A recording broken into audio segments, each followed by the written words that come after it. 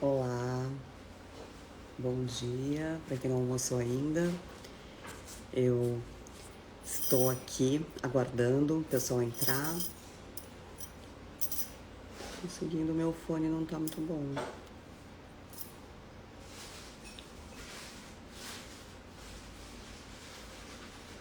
Foi. Tá todo mundo me ouvindo?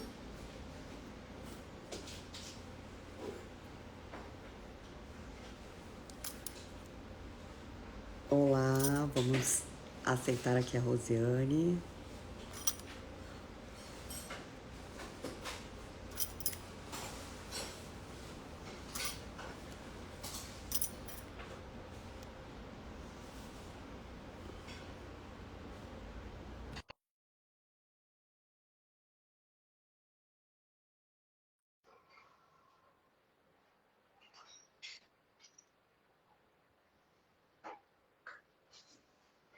Eu aceitei, deu certo. Tudo bem, Fabi? Delícia. Tá me ouvindo bem? Tô te ouvindo super bem. Oi, tá entrando. Sua internet que tá um pouquinho. Será que é a minha ou será que é a sua? É, é a minha. A sua imagem estava toda Então, enrolada para mim. eu tô com a Claro aqui. Mas agora eu tô te ouvindo. Tô te vendo. Eu também tô te vendo otimamente. Então tá, então agora foi. É que eu tô na praia e a outra vez eu fiz na agência da minha amiga e hoje eu resolvi fazer aqui. Mas vai dar certo, agora eu já tô te vendo. É só essa entrada mesmo. Que Eu acho que delícia na praia, hein? sim, porque eu tô de licença, né, da maternidade. Foi a minha qualificação do mestrado, então eu tirei um tempinho para fazer algumas coisas pessoais e me dedicar. Estou me dedicando mais agora à minha carreira acadêmica também, né, Rose? Para Sim. a gente conseguir publicar algumas coisas bacanas. Ó, a minha amiga entrou, jornalista, Mariana, vai estar com a gente no Rio também, Rose. Sabe quem que acabou de entrar? Uma honra para nós, Dr. Reinaldo. Dr. Reinaldo Olha, Guzmão. Tudo bom, Dr. Reinaldo? bem-vindo, doutor. Então, a gente está aqui nessa live hoje para fazer uma demonstração do que tem sido esses 2 anos de indas e vindas dos capítulos do livro, que é um livro dedicado à fonoaudiologia neonatal, onde eu tive a honra de ter a Rosiane comigo. A Rosiane foi uma conjuntura mesmo da pandemia que nós nos conhecemos, né, Rosiane? Porque antes de começar a pandemia, eu já tinha me comprometido de fazer o curso com a Cláudia Xavier. E aí, em seguida, veio a pandemia, e aí nós todas muito conectadas em levar a informação correta para aquela mãe, para aquela família, para aquele bebê que estava em casa, que estava recebendo alta muito precoce. Então, nós da fonoaudiologia nos preocupamos em levar a informação, a gente foi fazer mentorias e se formar em como levar essa comunicação com eficiência aos pais e rápido e de uma forma lúdica e científica, para quem estivesse em casa pudesse encontrar. E aí eu tive esse contato com a Rosiane. Rose, se quiser se apresentar. Bom, primeiro dizer da alegria de estar aqui, né, Fabi? Principalmente de participar desse livro, que eu acho que vem aí resgatando um momento importante da neonatologia, na qual a gente tem tantos estudos, tem um percurso tão maravilhoso da fono nessa área, e que estão aí as nossas bases, né? De, de tudo que a gente vem atuando. Então, queria te Tudo, ele agradecer está muito completo, né, Rose? muito, E tá ele é um lindo. livro, assim, que contempla a criança do nascimento, a criança que vai aos nossos consultórios, que chega aos nossos consultórios. Eu acho que esse é o grande mérito.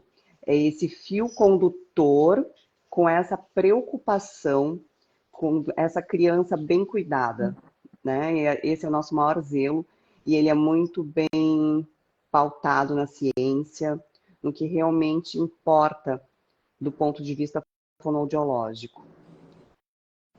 Conta pra gente, Rose, como é que foi a tua formação? Como é que tu chegou também na Unicamp, né, Rose? Sim. Hoje, né? Bom, vamos lá. Eu me formei faz bastante tempo, foi em 92. E recém-formada, me chegou um bebê, uma criança pequena, através de uma gastropediatra amiga. E ela falou, Rose, eu tô com uma criança que eu não sei mais o que fazer. Essa criança, todas as vezes que ela já tá com o refluxo controlado, mas todas as vezes que eu vou examiná-la, só de chegar com a espátula no lábio, ela já nauseia e muitas vezes vomita. E ela estava tendo essas questões, inclusive em relação à alimentação. Muita dificuldade. E quando ela me perguntou se seria possível ajudá-la, eu falei, uau, que desafio. Fui procurar na literatura e tinha, assim, pouquíssimas coisas da fono. Eu lembro que tinham 2 textos de referência. E a referência era que o refluxo poderia provocar disfagia. Ponto. E eu queria entender, Exatamente. né? E aquela A gente criança vivia não. com isso, né? Até a parte medicamentosa, né, do refluxo Sim. era muito... E aquela criança não tinha uma disfagia, né? Então, daí fui estudar muito nos livros de medicina, de gastropediatria, entender a fisiopatologia da doença do refluxo gastroesofágico, depois tudo que a gente tinha ali de literatura fonoaudiológica, de prática, pensando muito nos neuropatas, que têm esses sistemas sensorial alterado, e comecei a tentar fazer um link. E daí saiu um trabalho que hoje eu acredito que tenha bastante consistência, que a gente foi levando aí para tantas áreas, e acabamos chegando nesse capítulo, né, de anquiloglossia e refluxo. com essa ligação, né? É, E com a doutora Fátima, pediatra, sim. que eu acho que trouxe esse plus no capítulo, né? A cereja do bolo, assim, essa visão muito multidisciplinar que é como nós atuamos, né, Rose? Sim. Doutora Fátima é uma pessoa maravilhosa, que eu tenho uma parceria muito grande e muito da minha atuação hoje, a gente sabe que foi construída nesse trabalho multidisciplinar. Doutor Reinaldo, se estiver presente, faço as mesmas palavras para você, doutor Reinaldo, porque esse Sim, capítulo querido. vem muito das construções, sabe? De discussões dos casos. Eu, ele e a doutora Fátima em muitas situações. Puxa, mas essa criança tem um refluxo. É patológico? Não parece ser patológico, mas é muito exacerbado. Mas tem um frênulo, tem uma anquiloglossia, ou não necessariamente uma anquiloglossia clássica. Muitas vezes um frênulo duvidoso, né, Fabi? Que a Sim. gente vai aí resolver, definir as condutas através de uma avaliação funcional, que eu acho que é o grande diferencial que a fonoaudiologia pode levar para os pacientes. Porque quando a gente entra com essa avaliação funcional, não só olhando o que a criança faz ou o que a criança não faz, mas principalmente se ela tem uma funcionalidade, a que custo? Quais são as compensações que ela está fazendo? Então, eu acho que isso que a Esse gente olhar, tem, né?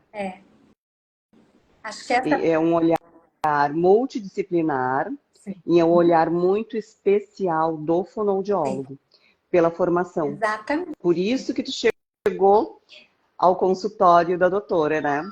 Porque nós Exatamente. realmente temos esse olhar. E daí a gente entender como que a anquiloglossia, que com que o bebê tem uma sucção mais verticalizada, um padrão, né, de sucção bem verticalizado, curto, como que isso possibilita, propicia uma aerofagia, que é a deglutição de excesso de ar. E como que essa aerofagia acaba potencializando um refluxo que não necessariamente é um refluxo ácido. Então, nessa pesquisa para esse capítulo, a gente encontrou algumas referências, poucas, mas fantásticas, que mostram para a gente que muitas vezes a gente tem um efeito de refluxo, a criança tem sintomas de um refluxo por aerofagia e não tanto por acidez. E daí, quando a gente intervém com a frenotomia e o tratamento adequado, a gente pode melhorar, inclusive, esse quadro de refluxo. Exatamente. Rose, eu queria que tu contasse um pouquinho, assim, o que tu olha, né? Porque acho que a nossa audiência é bem focada nos fonoaudiólogos hoje, em especial aos nossos alunos. E o que tu vê, assim, de mais urgente quando alguém te encaminha um paciente com uma suspeita de refluxo gastroesofágico? Ai, que pergunta linda, Fabi! Porque esse olhar que a gente quer, né? O livro ali foi muito voltado a isso, né? Ao profissional. É um campo que nós estamos crescendo muito. A gente precisa de um profissional habilitado, né, Rose? Além da sensibilidade, porque a Sim. gente fala num todo, a gente vai chegar na linguagem, né? O que essa boquinha desse bebê que passou por todo esse trauma de ter um refluxo, como ele vai movimentar para falar, como ele vai manifestar a sua linguagem. Sim. Eu acho que aí você me abre para falar de vários pontos, né? Eu gosto muito, Fabi, de falar que o refluxo, às vezes, ele pode enganar até um médico, mas ele não engana a fono. Porque o sistema gastrointestinal começa na boca e termina no ânus. Então, essa Exatamente. cavidade oral E o faz parte. fonoaudiólogo tem que estar sempre nessa visão. Eu sempre falo para os pediatras, quando tá com dificuldade de VO, vamos ver a ingesta, o volume, não é uma Exatamente. questão de boca. Isso. E daí, esse refluxo, essas disfunções gastrointestinais, elas têm repercussão especialmente no sistema sensorial. E às vezes esse sistema sensorial está tão alterado que a criança faz uma adaptação motora em resposta ao sensorial alterado. Então, muitas vezes, uma criança que tem um refluxo importante, se ela tem, por exemplo, um frênulo duvidoso, às vezes, por isso a importância da equipe multidisciplinar, né? Às Muito vezes, importante. ela vai mamar exatamente como uma língua presa. E quantos pacientes, Fabinho, a gente recebeu que passou por outros profissionais, entenderam que o frênulo estava impactando, foi para procedimento de liberação do frênulo e não mudou nada.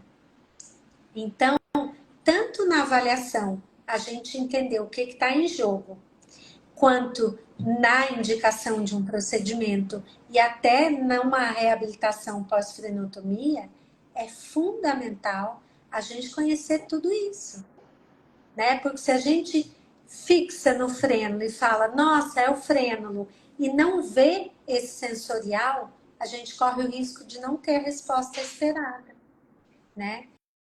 E às Sim. vezes até vai ter indicação da frenotomia, mas com toda uma preparação para essa família, com todo esse diálogo multidisciplinar, toda a equipe entendendo o que está acontecendo, o que está em jogo, que vai fazer toda a diferença para a recuperação dessa criança, né?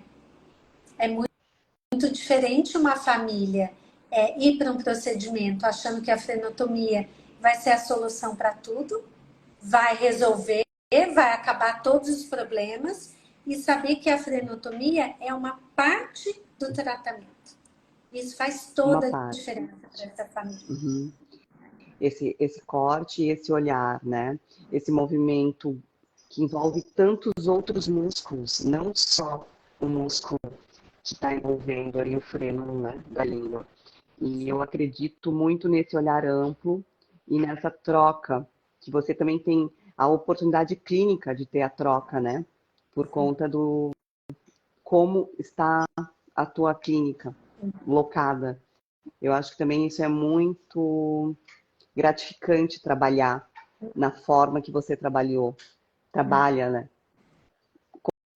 Conta pra gente um pouco como é que é essa rotina, Rose. Como chega esse bebê para ti? Olha, as equipes, né, Fabi, multidisciplinares, elas vão se... Eu gosto muito quando a gente fala do trabalho transdisciplinar, que é aquele... O trans significa um atravessamento. Então, é quando os profissionais verdadeiramente se deixam atravessar pelo conhecimento do meu colega, se deixam modificar pela atuação dele e fazem uma prática melhor. Então, não é que eu vou fazer o papel do meu colega, mas eu vou ter o conhecimento da atuação do meu colega para que eu possa levar em conta aquele conhecimento e saber encaminhar minha criança e isso agregar para o bem-estar dessa família. Não só da criança, Chorar que diferente. quando a gente Pro fala de bebê, a paciente. gente fala da família, né?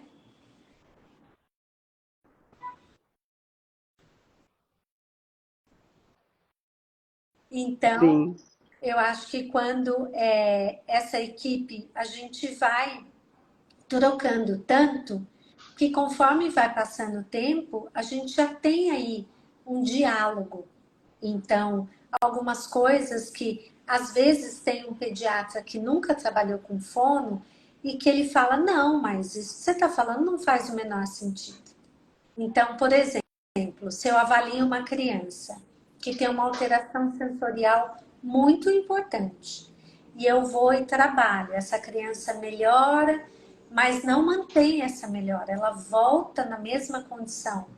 Então, eu faço 2, 3 sessões, eu tenho condições de ligar para o pediatra e dizer para ele, doutor, aqui provavelmente eu tenho um quadro orgânico, porque essa criança tem um ganho, mas ela não sustenta, ela não mantém esse ganho. E daí o pediatra que está trabalhando comigo há 20, 25 anos, ele sabe do que eu estou falando, porque a gente já teve inúmeros pacientes. Então ele vai investigar. E é isso que faz, Fabi, com que a fono, em muitos casos, não seja só terapêutica, mas ela seja auxiliar na conduta de alguns diagnósticos, né? Acho que isso é fundamental da gente falar. Tem muitos sim. médicos hoje que pedem a nossa avaliação para ajudar a conduzir alguns diagnósticos. É muito legal isso. É E verdade.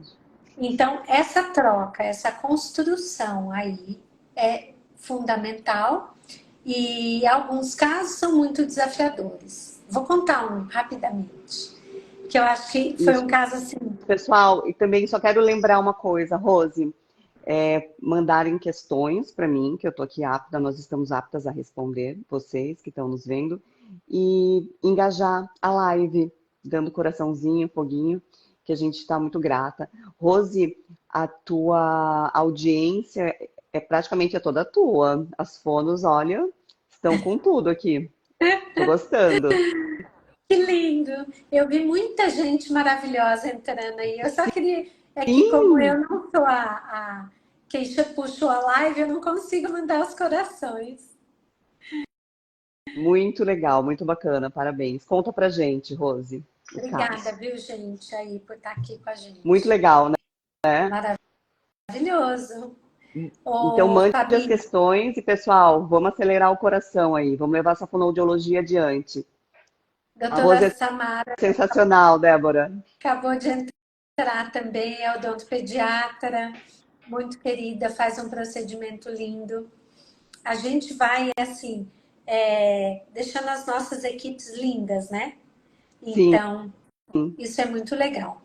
As e trocas gratificante, né? enriquecem muito. Mas vou comentar um caso bem desafiador.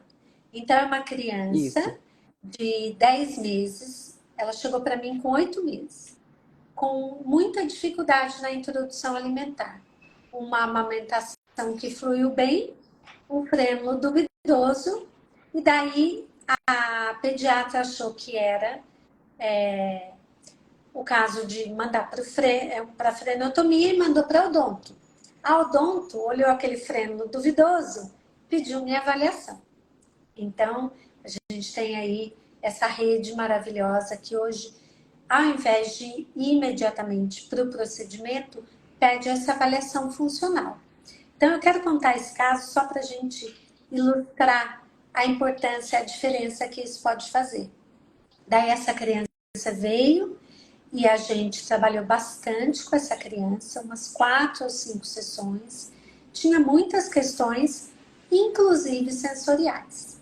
Então, essa criança acabou indo para o gastropediatra primeiro.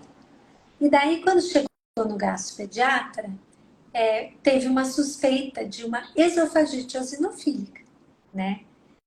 Então, olha só, então ele vai fazer frenotomia, só que a gente teve todo um cuidado com o momento, né? Então, por isso que eu tenho falado muito. A gente tem que tomar muito cuidado com essa urgência. Porque também, Fabi, a gente precisa entender que a gente tem que ter condições favoráveis para um pós-operatório bom, para ter uma boa função no pós-operatório e essa cicatrização ocorrer da melhor forma possível, né? Então, muitas vezes, Sim. né? Fala-se pouco sobre isso, né, Rose? Fala-se muito em frenotomia, mas pouco sobre cirúrgico, pós-cirúrgico, esse cuidado, essa manipulação nessa boca desse bebê. Acho que a gente pode falar mais em seguida, essa manipulação que nós sempre comentamos, né, Rose? Sim. Como entrar na boca de um bebê. É muito delicado. A Ainda maior mais, conexão do bebê quando ele nasce com o mundo é a boca, onde ele exatamente. mais vai conhecer tudo. Então, Exatamente. esse cuidado. Imagina, né, Fabi, um bebezinho recém-nascido é uma coisa, uma criança de 8, 10 meses é outra. Eu não posso fazer um trabalho à força.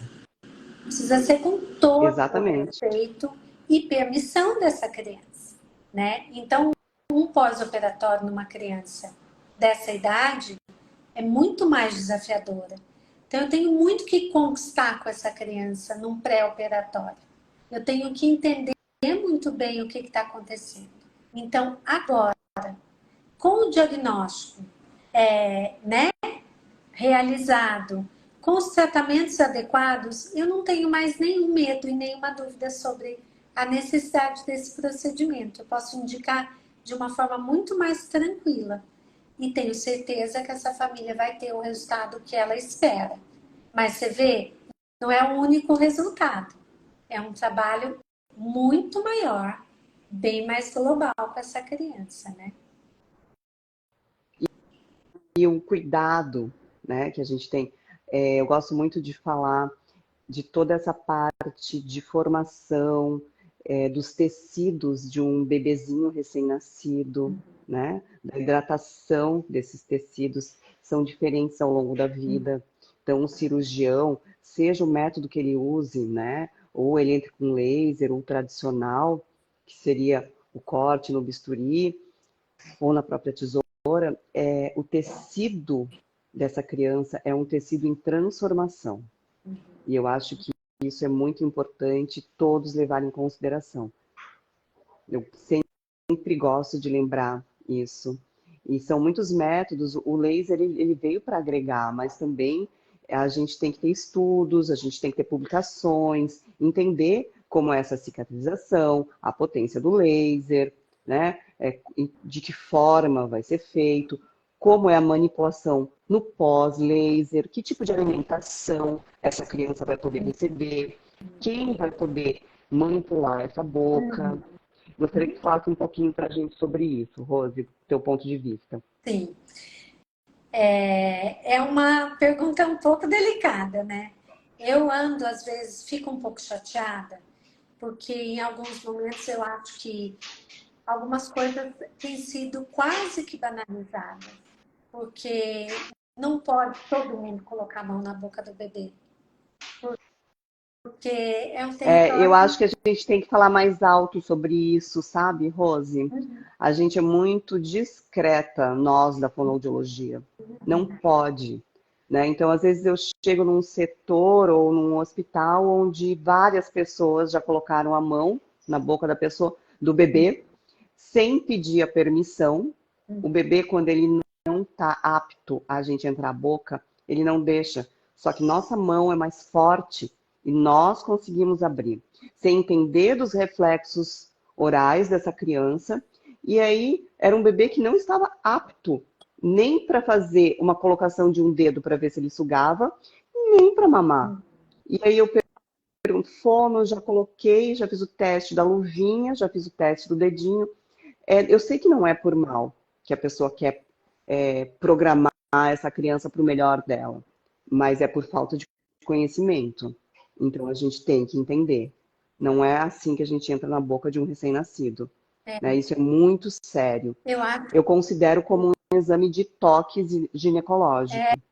Né? A gente tem que saber o momento. Todos os orifícios do ser humano, a gente tem que saber o momento. Inclusive, o teste da orelhinha. Eu tenho que saber qual é o momento que eu vou manipular essa orelha, de que forma que eu vou manipular. Tem manobras que eu faço no bebê, na orelha, para dar uma liberada. Mas tem o momento certo, sabe? Não é, a gente não pode não escutar o que essa criança está representando. Conta pra gente um pouquinho teu ponto de vista, Rose. Eu acho que, assim, a gente tem muito mais equipe, muito mais profissionais envolvidos na equipe hoje, multidisciplinar. Isso é maravilhoso. Isso é fantástico, Sim. né? Mas eu acredito que quando tem uma fono na equipe, as questões da sucção seriam muito legais serem reportadas para a fono, né? Porque às vezes a mãe chega perdida, e isso eu falo por causa das mães. Elas falam, nossa, Rose, mas eu vou ali, põe o dedo na boca e falou que a sucção não tá boa. Põe o dedo na boca, vou no outro, põe o dedo na boca e fala isso. Vou no outro e fala. Então eu falo assim, puxa, mas se a fono tá aqui, né? É porque todos os profissionais da equipe manipulando tanto a boca da criança e avaliando a sucção. Então, quando a criança tem uma alteração sensorial, às vezes ela não vai fazer uma boa sucção digital. Por exemplo, quando eu vou avaliar com meu dedo. E vai fazer uma avaliação, uma sucção linda no peito da mãe. Tá tudo certo. Por que eu preciso que ela sugue meu dedo?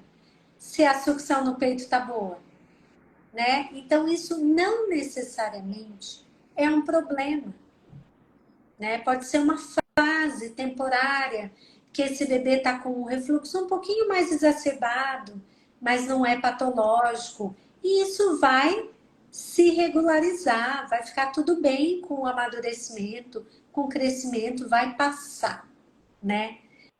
Mas ele não quer sugar o dedo, ele não quer pegar uma mamadeira, que a confusão de bicos é o contrário.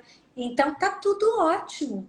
Mas no peito da mãe a sucção tá efetiva, tá bonita. Então, deixa fluir, né? Então, isso eu recebo muito, Fabi. Várias pessoas avaliando a sucção, sendo que tem a fono na equipe. Daí eu acho uma judiação, né? Mas tem outros casos, por exemplo, Sim, alguns porque era um frenos. momento. Acho que nós estamos com um delay, né? Deu um delay. É. Pode ir. E outros casos, Fabi, quando você falou essa coisa do teste da linguinha, por exemplo, eu não consigo fazer a avaliação do freno na primeira sessão. Às vezes é uma boquinha tão pequenininha, tem tantos encurtamentos musculares que eu preciso trabalhar com essa criança para daí conseguir, num segundo momento, fazer uma avaliação melhor desse freno. Então, isso acontece muito, Sim. né? Então, assim, tem que ter todo um Deixar cuidado. movimentar, né? Principalmente o bebê de menos de 24 horas. Então, dá oportunidade para esse bebê movimentar a musculatura orofacial. E aí eu peço, eu falei, vamos ficar na repescagem, né? Eu gosto de falar. Vamos deixar na repescagem para a gente ver. Porque às vezes é uma questão forte anatômica, né? E aí chama muito atenção. E a gente não pode deixar de não valorizar o funcional, né? Como é esse recém-nascido de 24 horas em contato com o seio materno. E como está esse seio materno, como está preparado esse seio materno, como está essa sucção, tipo do bico. É uma conjuntura a qual a gente não pode esquecer. E Pessoal, mande perguntas também pra gente, que tá bem quente agora, né? Essa questão principalmente, do... né, Fabi, que a amamentação é processual. Tem muitas coisas a serem adaptadas nos primeiros dias de vida, né? Então, muitas vezes a gente precisa ir limpando, dando um tempo de adaptação para entender o que realmente está impactando, né? Então, hoje, por exemplo, Exatamente. quando me Eu fala, gosto muito de falar que quando nasce um bebê, nasce uma mãe. Ela pode até ter tido o primeiro filho ou outros filhos, mas a amamentação ela vai ser a conexão com aquele bebê daquele momento. Então, lidar com essa amamentação é processual, é um passo a passo, para cada mamada, para cada chegada, para cada aconchego. Ambos estão se conhecendo, né? É um processo de conhecimento dos dois. É praticamente para o adulto que vai jantar na casa dos pais do namorado a primeira vez, né? Então, assim, ó, vai indo, depois o negócio já vai ficando íntimo. Mas é com muito cuidado, os dois lados da relação estão construindo, né? exatamente, A mãe está construindo e o bebê exato. também. Então, essa visão ampla dos dois lados. Até meu cunhado está nos prestigiando, gente. Os filhos dele Que mamaram legal. e ele apoiou a amamentação. Eu acho que isso é tão importante, Fabi. A Kelly comentou aí que hoje as famílias querem imediatismo. Mas eu acho, Kelly, que é por falta de informação adequada. Então, eu recebo muitos pacientes. Ai, Rô, é um freno duvidoso, tem 6 dias e eu quero que você dê uma olhada. Eu falo, mas tá mamando? Tá, as coisas estão fluindo. Eu falo, então espera um pouquinho. Então não tem urgência. Vamos aguardar um pouquinho, vamos dar tempo para eles se adaptarem, entender o que está acontecendo. E daqui a pouco a fono entra com uma avaliação funcional, porque, primeiro, né, Fabi? Eu falo assim para as famílias. Avaliar frênulo todo mundo sabe hoje. Então, se eu não tiver um diferencial, por que a família vai vir até mim? Então, eu tenho que fazer uma avaliação verdadeiramente funcional. Ou seja, tem compensações? Tá mamando? Tá bem? Tá efetivo? Né? E como é que tá essa cadeia muscular que ele usa para mamar? Tá cheia de alterações, de compensações? Eu preciso ver tudo isso. Então, eu vou liberar, eu vou trabalhar. Vai mudar o padrão? Vai manter? Não vai? Enfim, é tudo isso que está em questão. E daí, eu tenho tentado trabalhar muito, porque eu tenho uma parceria maravilhosa com as consultoras de amamentação. Então, eu recebo muitos pacientes Sim, delas. Então, eu sempre falo, gente, vamos com calma, né? Porque é muito difícil um freno impactar a ponto desse bebê não mamar. Ele vai mamar com pouca qualidade. Tanto que exatamente. Acho que é essa palavra agora, com pouca qualidade. vai impactar na qualidade, né? Uhum. Então, Então, por exemplo, o bebê não está mamando de jeito nenhum. Não pega o peito, é por causa do freno. Eu falo, opa, calma. Acho que não. Vamos tentar entender melhor, né? Então, assim, ele pega o peito e machuca, é uma coisa. Agora, ele não pegar o peito por causa de um freno alterado, a gente tem que ter mais cuidado, né? Então, eu acho que o procedimento não necessariamente tem que ser feito imediatamente, né? Sim, é o que muitos defendem, e às vezes essa falta de entendimento, a Sociedade Brasileira de Pediatria acaba se posicionando de uma forma mais radical, né? Mas eu acho que todo o radicalismo volta depois para o centro, é por cuidado mesmo, e a ciência brasileira acho que está caminhando para o bom senso em relação à frenotomia. Rose, eu queria que tu colocasse um pouquinho para a gente assim, como tu vê a amamentação organizando esse bebê em relação a todo o sistema digestivo? Ah, Falar um pouco da amamentação e esse aparelho digestivo. sim. Bom, a qualidade da sucção é importante. A sucção em si, ela faz uma autorregulação neurológica nessa criança, né? Então, eu sou defensora não só eu, isso baseada aí nos nossos tratados de fisiologia, né, Fabi? De que Sim, a criança, o recém-nascido, é importante que ele se alimente através, predominantemente da sucção, né? Então, acho que isso é super importante. E a sucção efetiva, o bebê vai realizar esse vácuo e ele não vai fazer essa aerofagia. Então, se ele tem uma sucção alterada, quer seja por uma alteração sensorial, quer seja por alguma questão motora, ele tende a ter essa aerofagia, que daí pode impactar no sistema gastrointestinal. Então, e aí vai, dando um né? desconforto, dando mais cólica, mais gases. Na minha aula, eu posto um, um EED, que é um raio-x contrastado do bebê mamando com muita aerofagia. E daí, quando a gente vê ali na imagem a quantidade de ar que aquele bebê mama, você fala, meu Deus, agora eu entendo o desconforto desse bebê quando ele engole muito ar. Daí eu tenho também um raio-x de um abdômen, que está no livro, inclusive, né, Fabi? Está Sim, lá no capítulo, com a imagem desse abdômen cheio de gases, muito distendido, porque o intestino do bebê, ele já tem uma quantidade de gases, porque ele não tem ali uma motilidade instalada, então ele precisa de ar para poder ajudar nessa motilidade. Então, quando ele tem uma aerofagia na mamada, claro que isso vai piorar muito esse desconforto. Então, o bebê pode chorar mais, ter o abdômen mais distendido, potencializar mais esse refluxo, que às vezes é só fisiológico e está potencializado por essa aerofagia, né? Então, a sim. nossa avaliação vai ter a mamada do bebê, né? A avaliação da mamada do bebê.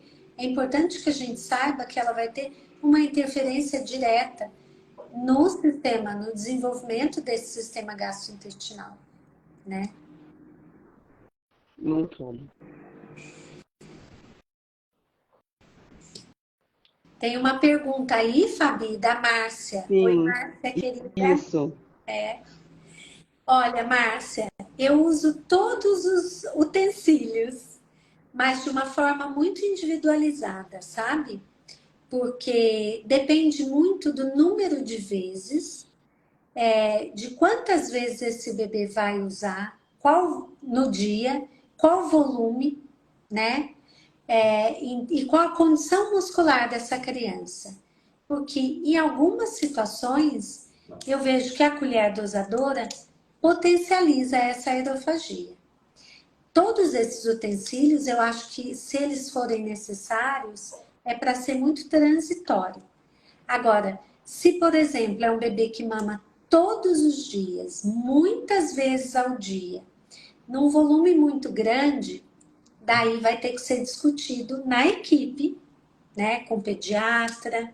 Então, às vezes, para a gente poder entender se isso pode, às vezes, até estar potencializando um refluxo ou um A desconforto entrada, né, gastrointestinal. do ar.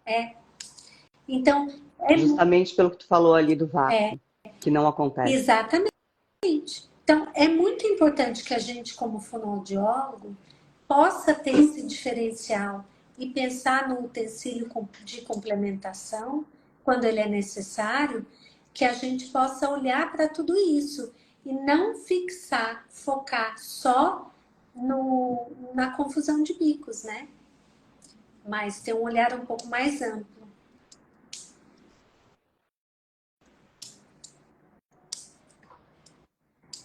Sim, isso, Márcia. E Rose, eu queria uma pergunta assim para a gente deixar, né, para os nossos alunos, que eu gosto de fazer. Eu acho que a gente é um momento muito especial, estar aqui contigo, uma profissional maravilhosa. O pessoal está pedindo para deixar a live gravada. Ela ficará gravada, nossa live 2 do livro, para vocês, para os alunos, para pais também que queiram estar conosco, né, entender esse mundo da fonoaudiologia. E eu, para encaminhar assim para o final, gostaria de fazer uma pergunta para ti, um tanto quanto pessoal, né, ligada à fonoaudiologia. O que que tu gostaria de deixar de legado, assim, fonoaudiológico para os nossos alunos? Uma mensagem para eles que estão aqui nos prestigiando. Eu acho que são anos de estudo, né, Rose, de atuação junto à Sociedade Brasileira de Fonoaudiologia, ao Conselho. A Rose é uma pessoa muito politizada, que luta pelo melhor das nossas crianças, e por isso que nós nos unimos, porque nós temos o mesmo propósito de vida, é melhorar a qualidade de vida dessas crianças, dessas famílias, porque a gente acredita que o nosso futuro está na mão dessas crianças. Então, a gente quer fazer o melhor para elas. E Bom, surgiu eu uma acho. pergunta também aqui da Marina. Ah, eu conheço, Marina.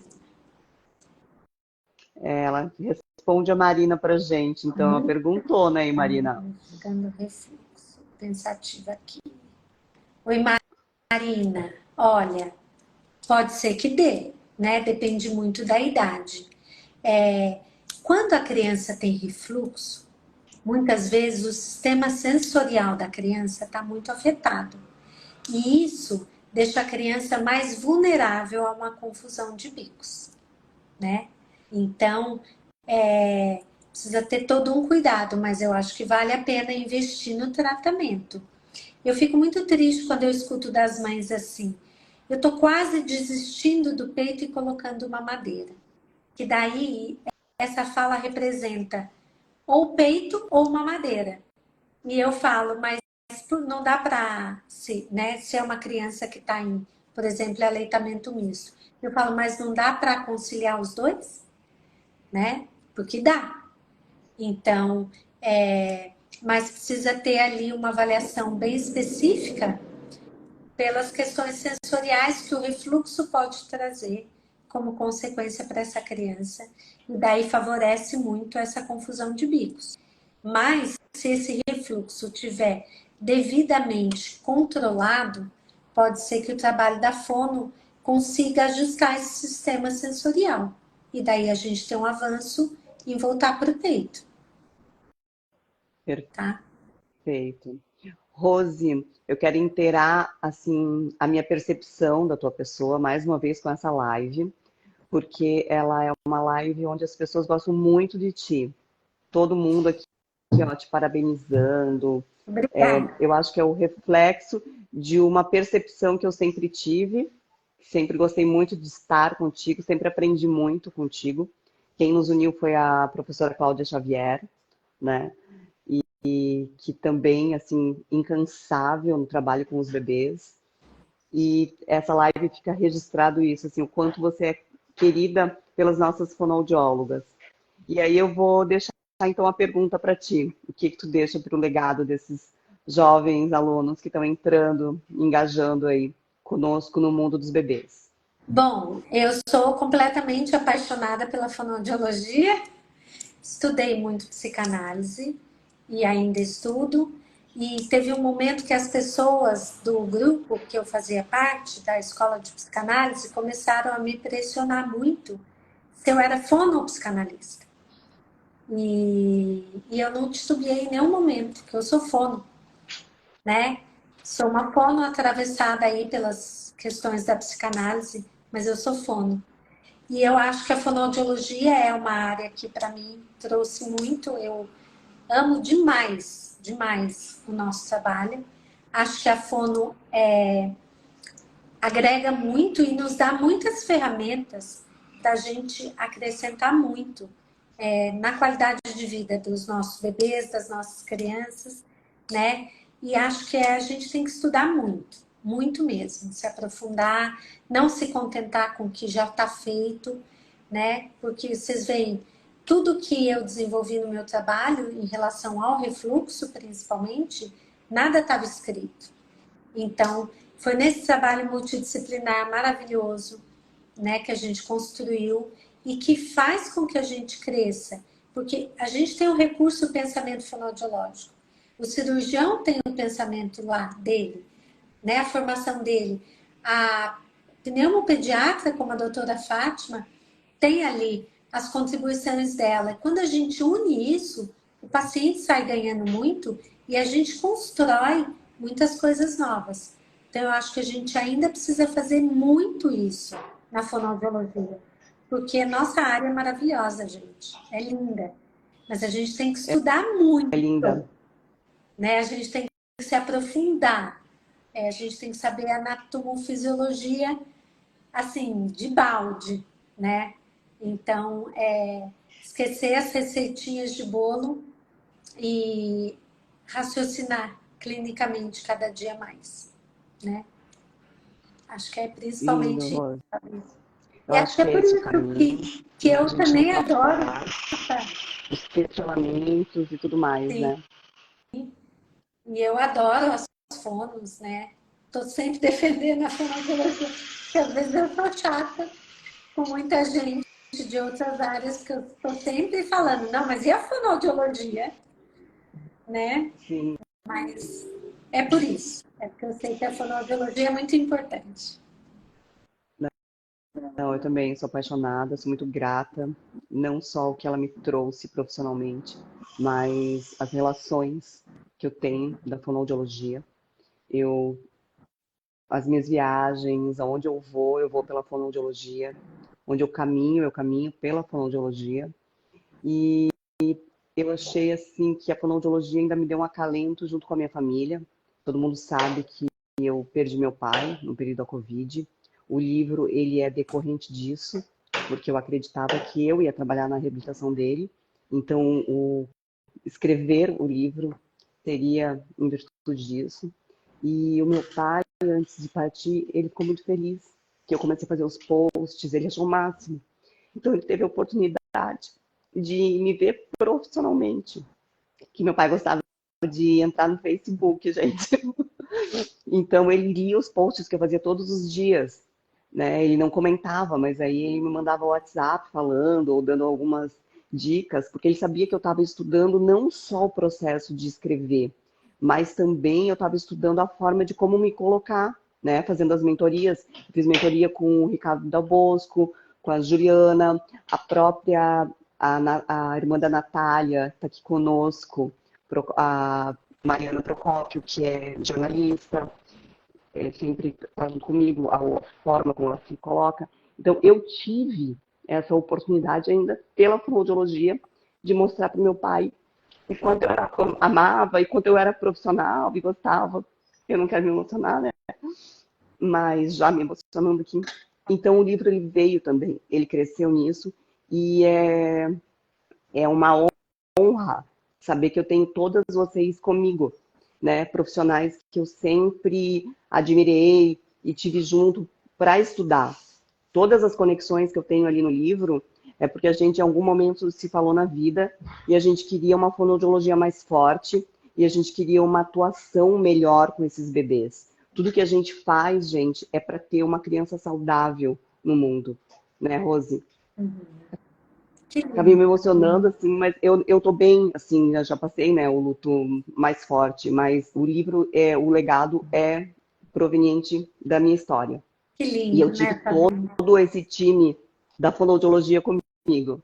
Ele tem uma história muito bonita, o livro, né, quem Eu fico muito encabeçou honrada de mesmo, quem fazer me parte, viu? forçou foi a Thaís. Fico muito Sim, honrada junto com a doutora e o Fátima. primeiro nome já foi o teu, Rose, Que bom, que né, que alegria.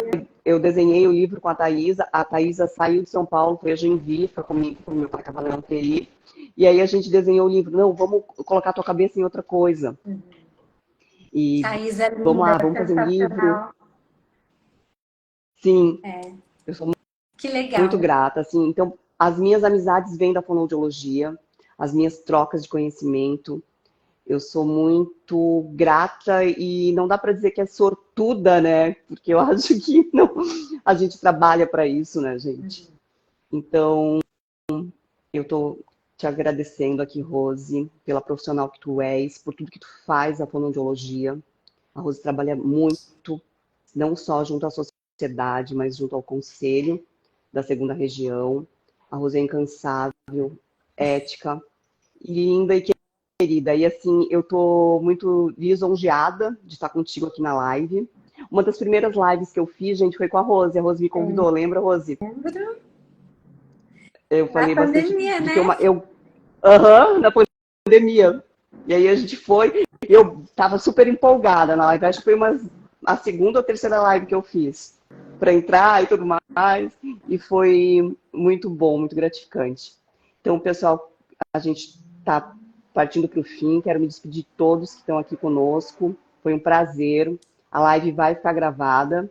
Todo mundo faz assim com o dedo, né? Porque eu não tenho muita prática, mas eu vou começar aqui inserir ela e ela vai ficar lá no meu feed com a carinha, com a minha carinha e com a carinha da Rose na capa. Vou fazer todas essas coisas para ela ficar bem linda para vocês, que vocês curtam muito o que a gente fez, deixou aqui hoje para vocês, tá bom? Nos sigam, troquem mensagem conosco no Instagram, comigo, com a Rose. Nós sempre respondemos, somos acessíveis e é um prazer estar aqui com vocês, tá bom? Rose, quero pedir para todo mundo que está aqui, antes da gente encerrar, tirar um print com a hashtag Fono Neonatal e marcar eu e a Rose para a gente repostar. E a gente tem que deixar a nossa marca aqui, né? A marca da Fono Neonatal. Então, eu vou tirar um print. Vamos lá, Rose.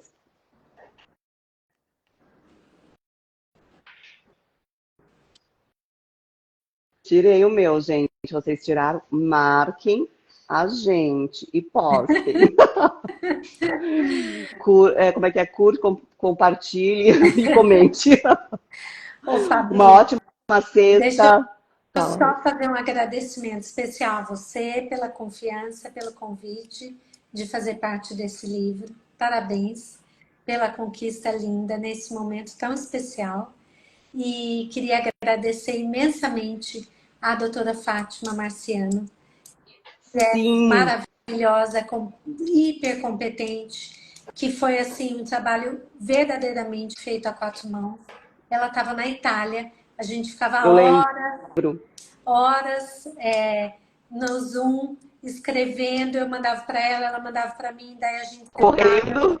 lia tudo junto e assim a contribuição dela é absolutamente imensurável, porque ela é uma pessoa assim muito especial e muito do que eu faço hoje é também pela construção do trabalho com ela, tá bom? Que lindo, Rose. A gente sabe, sim, a gente é muito grata a todos esses pediatras que sempre estão conosco, né? A doutora Renata entrou também aqui comigo, que é uma pediatra que me apoia, é uma pediatra jovem, ela está grávida do segundo bebê agora, da Clara, e a gente está de plantão, eu estou chegando, porque fonoaudiólogo que escolhe trabalhar no hospital, gente, é plantão, é final de semana, é feriado. E aí, às vezes, eu tô um pouco mais light, assim, tô chegando meio atrasadona, ela já manda um WhatsApp. Tu vem? Eu tô aqui, eu vou segurar esse bebê. E eu tô com um bebê que não tá mamando aqui. Ai, tu vem hoje, né? Vem. Eu, não, doutora, eu tô chegando. Calma aí que a gente vai raciocinar Que juntas. linda. Então, é sempre um prazer. O meu time da Entrou Darcy Vargas, assim, é maravilhoso. Eu aprendo demais com todos. Também quero deixar um agradecimento. aqui também entrou a doutora Tá bom? Andréia, a doutora Gente, foi um Flora, prazer. também são pediatras super queridas.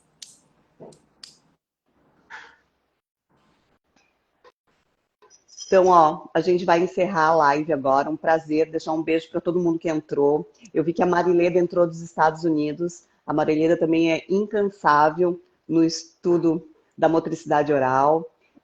A Marileda não é de Joinville, mas é como se ela fosse de Joinville. Então, a Marileda é um pouco nossa. E agora ela é do mundo, né, gente? Ela é americana. Um beijo grande, gente. Beijo, Obrigada, ótima Rosi. sexta, até o Amei. congresso. Até o congresso, gente. Tá aí. Todo mundo lá. Beijo. Beijo.